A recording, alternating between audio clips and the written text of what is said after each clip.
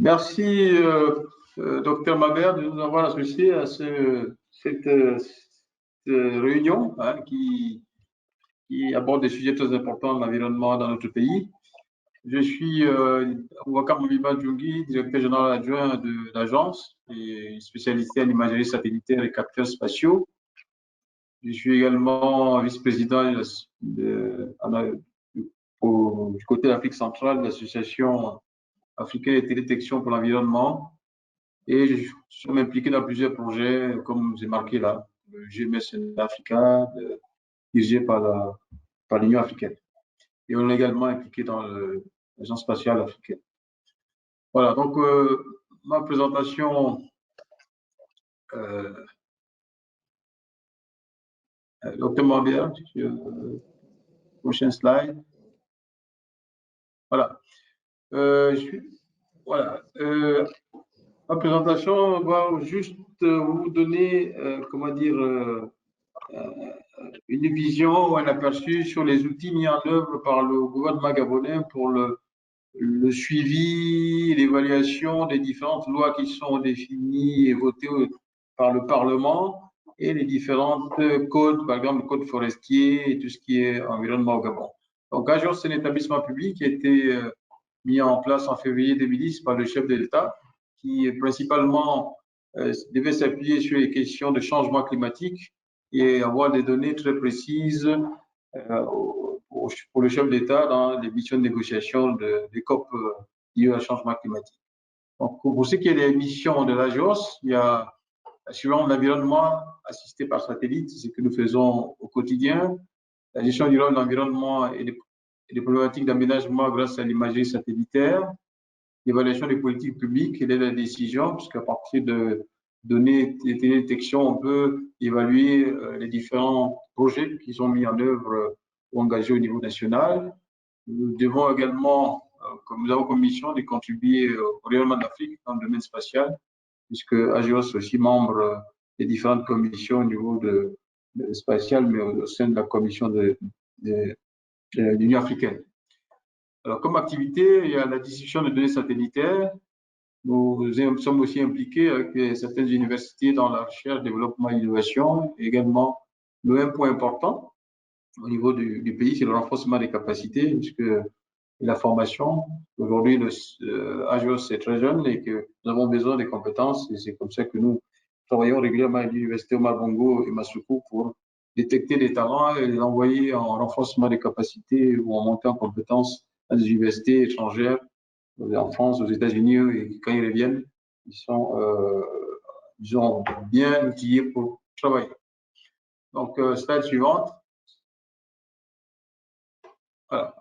Donc, quels sont les moyens disponibles aujourd'hui à l'agence pour contribuer au plan de surveillance de l'environnement? Nous avons, je ne vais pas rentrer trop dans les détails techniques, une antenne de réception de données satellitaires, donc des données optiques et radar, qui couvrent, comme vous voyez en haut à droite, 24 pays depuis notre situation actuelle localisée dans la zone économique exclue des COC. Donc, nous couvrons 24 pays. Nous voyons bien qu'on a tout le golfe des Guinées, le massif forestier du bassin du Congo et une partie du massif d'Afrique de l'Ouest. Donc, c'est un outil qui observe à tout temps, quelles que soient les périodes, et nous fournit de la donnée que nous stockons ici et nous mettons en œuvre avec les différents services que nous avons créés au sein de l'agence. Donc, slide suivante. Toujours dans le volet moyens outils, nous avons construit un centre de compétences que vous avez en haut à droite également, qui est situé dans la zone économique exclusive, dans lequel nous avons les plateaux techniques aux standards internationaux, des salles de formation et des vidéoconférences, également les bureaux. Alors, pour l'accès aux données, aux images satellitaires, nous avons développé une infrastructure de données spatiales qu'on appelle géoportail, que les uns et les autres peuvent aller visiter, se connecter, faire la demande des données, la sélection, les téléchargements et l'accès à toutes les informations nécessaires qui permettent de répondre aux besoins qui sont identifiés par les uns et les autres. Slide suivante. Alors, juste une déclinaison des différents services de l'agence. Nous avons pour toute la partie infrastructure, donc la partie technique, installation des antennes, traitement des données, mise à disposition de données, nous avons une direction des infrastructures dans laquelle nous avons des services de réception directe des données. Directe, pourquoi? Parce que lorsque le satellite est en mouvement et qu'il rentre dans le cercle de réception que je vous ai montré dans les 24 pays, de manière directe, il décharge les données qu'il acquiert au fur et à mesure de son évolution sur son orbite. Nous avons aussi un système d'information. Nous appuyons beaucoup sur l'informatique pour faire le travail de réception et de mise à disposition des données. Slide suivante. Nous avons donc, en plus de la direction des infrastructures, la direction principale qui est la plus importante, puisque c'est celle-là qui fait parler les données images. Donc, c'est la direction des applications et des sciences de l'espace. Et dans cette direction, nous avons plusieurs services. Et il y a un service qui a été dédié uniquement à la forêt, donc le suivi des activités forestières, suivi des zones sensibles, suivi de l'occupation du sol. Et c'est un service qui était le début, c'était un peu la justification de la mise en œuvre des antennes et de l'agence pour le suivi des activités forestières, puisque nous sommes couverts à plus de 88% de forêt et beaucoup d'exploitants forestiers. Et comment faire pour suivre l'exploitation efficiente et appliquer les codes forestiers qui sont définis par le législateur. Donc, nous avons mis en place ce service-là qui régulièrement et chaque année, au besoin, ou chaque 5 ans, nous fournit l'état de la forêt au Gabon. Et en cas de déforestation, nous mettons en ligne des bulletins d'alerte et que nous envoyons au ministère de la Forêt, aux différents ONG également, et l'ANPN, qui, eux, ont des missions de terrain pour aller vérifier si réellement il y a eu déforestation ou pas. Là, en bas à gauche, vous avez une concession forestière qui est généralement découpée en plusieurs assiettes annuelles de coupe, hein, et que l'exploitation de chaque assiette annuelle de coupe est prévue pour tous les 5-10 ans. Et là, il y a des assiettes annuelles de coupe qui sont prévues pour, par exemple, l'exploitation 2030. Et nous voyons dans nos travaux qu'il y a certains exploitants forestiers qui vont maintenant attaquer des assiettes annuelles de coupe de 2030, alors que ce qui n'est pas prévu dans le plan de l'exploitation qu'ils ont déclaré au niveau du ministère des Eaux et Forêts. Donc, voilà un des services importants. Ensuite, toujours dans la direction des applications et des champs de l'espace, nous avons, slide suivant, voilà, nous avons un service d'assurance maritime. Ce service d'assurance maritime qui travaille dans la détection des pollutions marines, dans la surveillance du trafic maritime et l'assurance des pêches. C'est un travail qui s'appuie sur des données radar et vous avez la photo en bas. Sur des données radar, puisque le radar traverse les couches atmosphériques, quel que soit le temps. Pluie, pas pluie, nuage, pas nuage, vous voyez ce qui se passe en dessous. Et en général, c'est le type de données qui est adapté pour l'assurance maritime, notamment dans la détection des navires. Et ce qui est blanc, les navires et les plateformes pétrolières, vous avez ici en bas, pour la pollution marine, la ligne en noir, là, c'est tout ça qui sort d'une plateforme pétrolière au large de Port-Gentil. Nous travaillons principalement sur cette partie-là et régulièrement, nous remontons des informations de pollution aux hydrocarbures. Parfois, c'est une nappe très importante et nous avons mis à disposition de nos rapports au ministère de la Direction générale de l'environnement, de la protection de la nature, au commissariat à l'environnement et à la Marine nationale, Marine marchande, qui, eux, ont les moyens d'aller sur site pour vérifier et donner, enfin, faire appliquer la loi. Nous sommes que maillon de la chaîne, donc nous faisons la détection de ces éléments-là. Il y a aussi le trafic maritime, parce qu'il y a beaucoup au large dans notre zone économique actuelle, il y a des trafics qui se fait de manière régulière et permanente et nous fournissons des moments à l'instant T de manière quasi temps réel l'état du trafic maritime avec l'identification des bateaux, leur destination finale et qu'est-ce qu'ils transportent comme marchandises, et également suivant des pêches. Nous avons travaillé un moment avec le discuté la DGPH pour mettre en place un service dans ce sens. Et donc, celui-là aussi, c'est un service important, parce qu'on parle de l'environnement, on parle des zones d'exception. Et il y a le service des thématiques prioritaires qui, lui, apporte de l'aide et la planification urbaine comme activité. On travaille sur l'agriculture et la cartographie des terres propices, sur la gestion des risques et des catastrophes naturelles, notamment dans la zone du Grand Libreville, puisque nous assistons souvent à des inondations régulières. Nous travaillons également sur les ressources en eau, l'aide à la gestion des activités minières, notamment dans les zones un peu de conflit ou des zones sensibles comme Ikebe ou Wakoulou. Et nous apportons aussi notre contribution sur le suivi des grands travaux, comme actuellement les travaux de la Transgabonaise ou les travaux de l'infrastructure. Donc ici, nous avons quelques photos des produits que nous sortons. Là, ici, c'est en bas à gauche, sur base de données des villes. Nous sommes dans le 4e arrondissement. Hein, nous avons dans le monde du maire, mais avoir un état des lieux de l'occupation du sol et tout le bâti de sa commune est renseigné et de manière régulière, on fait la mise à jour pour savoir quelles sont les difficultés, quels sont les bâtis qui sont détruits, rajoutés. Et avec ces éléments-là, on peut faire beaucoup de requêtes pour dériver beaucoup d'informations pour le bien-être des populations. Ensuite, nous travaillons sur les suivis des sites miniers avec la Société équatoriale des mines qui régulièrement nous sollicite pour faire l'état et le suivi de l'exploitation des sites miniers, que ce soit des autorisés ou non autorisés.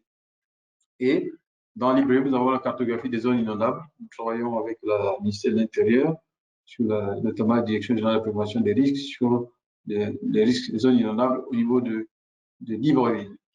Et à droite, nous avons ici travaillé en collaboration avec certaines structures de l'État sur la cartographie des terres propices, des terres agricoles propices, notamment pour le café, cacao avec la cristal. Donc ça, c'est un service des thématiques prioritaires qui est important, qui accompagne, n'est-ce pas, le gouvernement dans les prises de décision. Ensuite, slide suivante. Voilà. Donc, nous intervenons également dans la dynamique côtière. Donc, nous avons travaillé de 2 ou 3 ans maintenant sur l'évolution du trait des côtes. Et nous avons, de 90 à 2014, certains endroits, nous avons observé, vu les effets du changement climatique et les effets également anthropiques, hein, de travaux de carrières le long du littoral, qui est fragile, puisque nous avons plus de 80% de notre tissu économique se trouve sur le littoral, et avec des effets de changement climatique et l'exploitation intensive, n'est-ce pas, des carrières, on évalue chaque année l'évolution sur les côtes. Donc, on observe certains mouvements, notamment ici à droite, c'est Coco Beach. Hein, en 2019, nous avons un recul de 7 mètres par an, ce qui est très fort et un match très important à comprendre et à prévenir, parce qu'il y a des plans d'adaptation au changement climatique lié au littoral. Et nous travaillons avec le Conseil national climat sur ces questions-là, et également la Direction générale de l'environnement. Donc, nous, on a ici certains éléments, les outils qui permettent, n'est-ce pas, comme disait l'honorable Moment, de faire des évaluations de l'état de notre littoral face au changement climatique ou aux activités anthropiques. Prochaine slide. Dans le cadre toujours des réalisations, ça c'est une cartographie des risques de nation dans Libreville, la demande de la Direction générale de la prévention des risques. Donc nous avons des bâtis potentiellement inondables et des zones potentiellement inondables et qui sont définies. Nous avons non seulement la donnée satellitaire, nous avons sur le terrain pour avoir des retours des riverains et en période de crue ou après la pluie, nous nous déployons sur le terrain avec nos drones pour essayer d'identifier ces zones inondables-là. Et régulièrement, nous faisons des points avec la DGPR sur la politique à mettre en œuvre par rapport à ces populations qui sont localisées dans ces zones inondables de Grand Libreville. Toujours dans le cadre des relations, prochaine slide.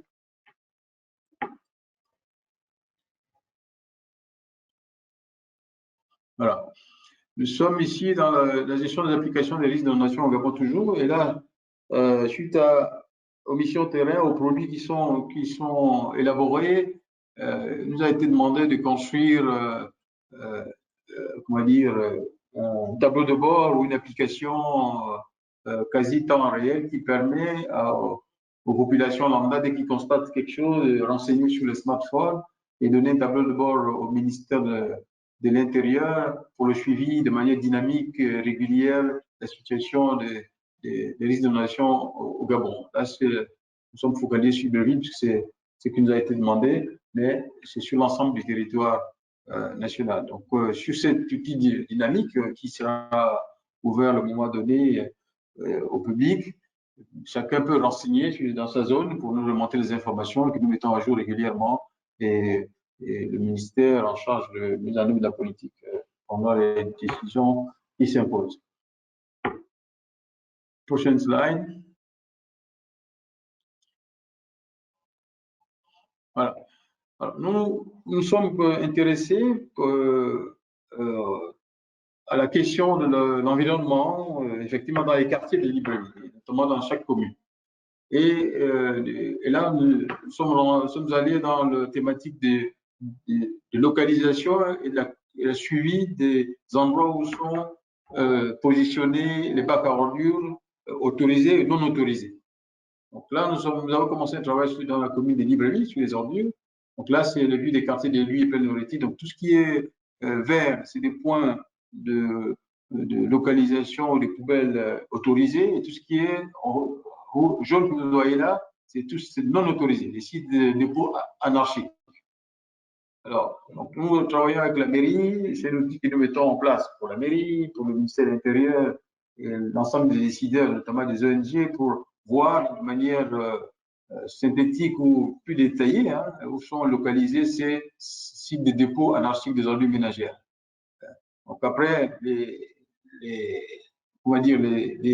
décisions qui sont prises par le ministère de l'Environnement ou par le haut commissaire au cadre des vies et en environnement, c'est à leur demande que nous faisons ce travail. Donc, c'est juste une vue, mais ce n'est pas encore fini. Nous sommes en cours de collecte de données et des spécifications de certains produits qui vont sortir de cette application-là. Prochaine slide.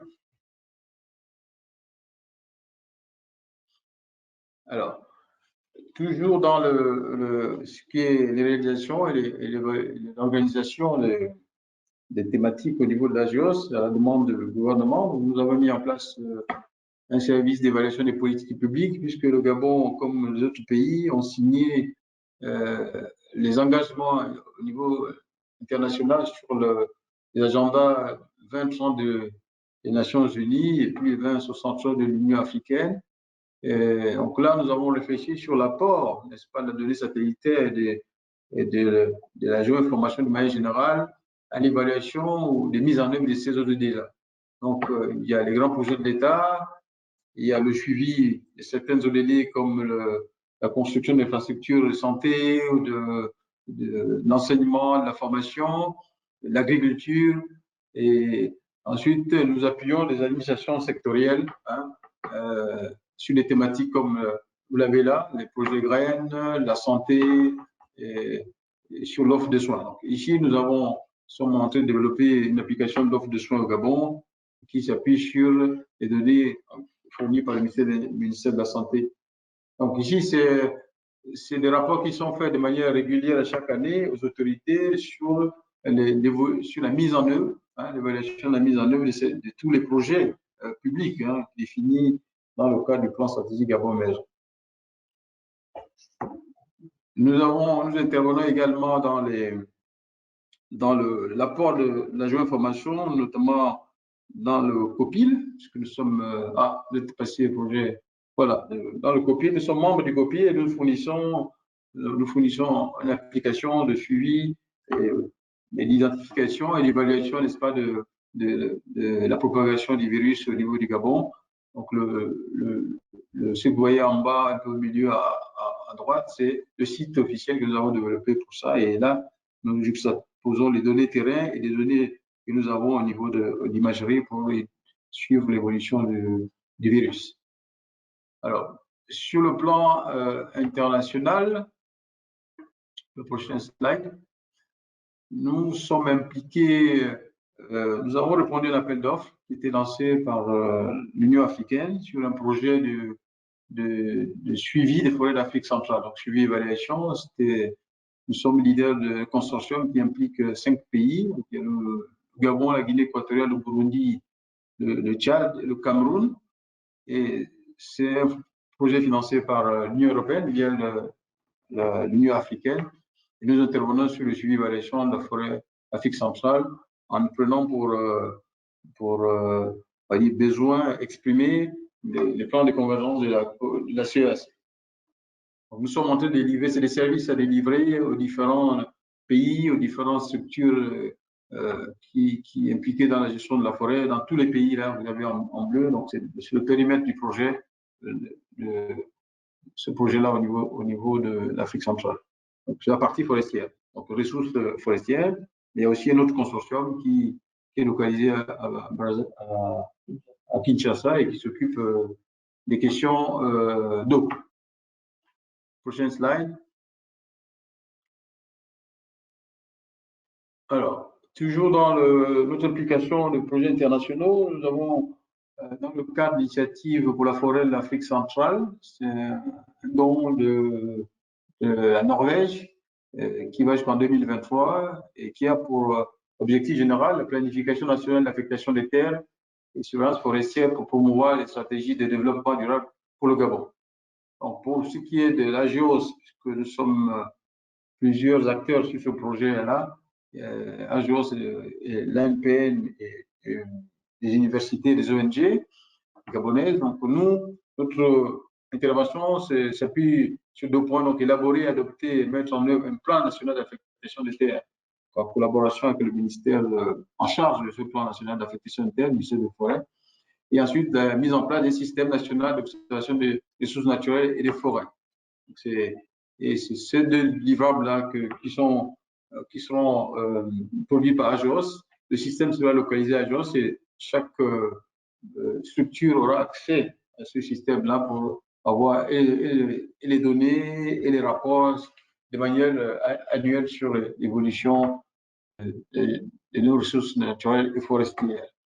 Il faut voir que c'est un projet qui dure jusqu'en 2023 et après, on doit pouvoir continuer à travailler. C'est ce que nous allons faire puisque nous aurons déjà l'infrastructure sur place. Nous sommes impliqués dans la Commission nationale d'affectation des terres sur le plan technique avant les réunions. Et donc nous allons, après le projet, continuer à assumer nos responsabilités sur l'évolution annuelle, la mise à jour de ces données-là forestières et des ressources naturelles au Gabon. Slide suivant. Voilà. L'autre projet, c'est le projet OSPACO qui a eu un financement invité, voilà, qui a pour objectif de réaliser la cartographie d'occupation de sol pour les années 2015 et après la mise à jour pour 2020, tous les 5 ans. Donc là, c'est le produit issu de ce projet-là qui n'est pas pour l'instant de manière officielle lancé parce que nous préparons l'atelier de présentation de différentes parties prenantes de ce projet-là. C'est une carte qui a été faite 100% par les Gabonais et nous avons produit cette carte d'occupation de sol. Avant, c'était des cartes forêt, non forêt. Aujourd'hui, nous sommes à plus de 7 classes d'exploitation, d'occupation de sol au niveau du Gabon. Donc, le moment venu, certains, peut-être tout le monde sera, y compris l'Assemblée nationale, convoqué pour la présentation de ce produit-là, qui est actuellement 2015 est sorti, maintenant mise à jour pour 2020, avec les différents changements dans les zones qui évoluent très vite, notamment l'exploitation forestière. Donc, il y a, dans ça, il y avait les objectifs et spécificités, la cartographie de l'État de 2010 qui a été faite, 2015. Aujourd'hui, on réalise la cartographie des changements de 2010-2015, en plus de 2020 qui est en cours. Donc, c'est un produit qui sera disponible pour l'ensemble des administrations et des ONG et des associations qui évoluent dans l'occupation des sols. Parce que là, ça fait ça crée également aussi au plan national d'affectation des terres. Voilà, donc voilà pour ce que nous avons à dire concernant l'implication de l'AGEOS dans la gestion de l'environnement et des questions forestières au niveau du Gabon. Merci.